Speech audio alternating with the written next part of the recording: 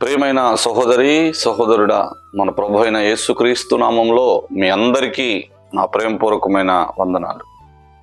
దినమున దేవుడు మనకు అనుగ్రహించుచున్న కృపావాక్యం సామెతల గ్రంథం 20వ అధ్యాయం 20వ వచనంలో ఇలాగున రాయబడి ఉంది.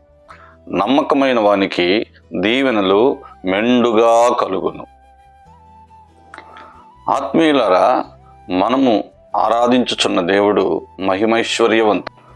భక్తుడైన మోషే దేవుని ఇల్లంతట్లో నమ్మకస్తుడిగా జీవించారు. ఆయన దేవుని పనిని నమ్మకముగా చేశారు.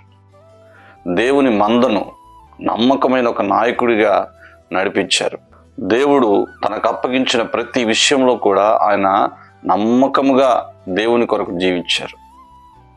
ఆయన గురించి స్వయంగా దేవుడే అన్నారు, నా సేవకుడైన మోషే నా ఇల్లంతట్లో నమ్మకస్తుడు అని.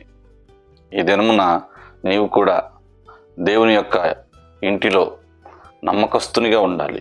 దేవుని సంఘములో నమ్మకస్తునిగా ఉండాలి. దేవుడు నీకు ఇచ్చిన తలాంతుల విషయంలో నమ్మకస్తునిగా నువ్వు పనిచేయాలి. బలా నమ్మకమైన మంచి దాసుడా అని నీవు దేవుని చేత అనిపించుకోవాలి. నమ్మకమైన గృహ నిర్వాహకుడివై నీ దేవుడు నీకు ఇచ్చిన కుటుంబంలో దేవుడు ఇచ్చిన బిడల భవిష్యత్ అంతటిలో కూడా నమ్మకముగా వారిని నువ్వు నడిపించాలి, నిలబెట్టుకోవాలి.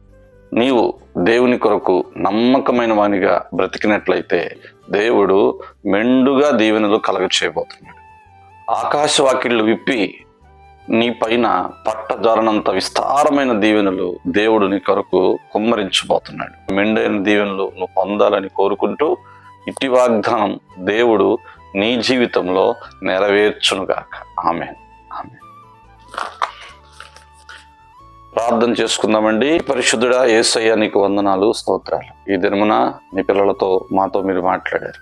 నమ్మకమైన వానికి దీవెనలు మెండుగా కలుగును అని. ప్రభువా, నీ పిల్లలు అయ్యా నీ సన్నిధిలో నమ్మకంగా పనిచేయటానికి, నీ యొక్క తండ్రి సంఘంలో నమ్మకమైన వారిగా జీవించడానికి, నమ్మకమైన పరిచారకులై సంఘ క్షేమాభివృద్ధిలో ప్రయాసపడటానికి, అయ్యా మా నమ్మకమైన నాయకులై మందను కాపాడుకోవటానికి, నమ్మకమైన మంచి గృహ నిర్వాహకులై ప్రభువా కుటుంబ వ్యవస్థను కాపాడుకోవటానికి మా అందరికీ సహాయం చేయండి.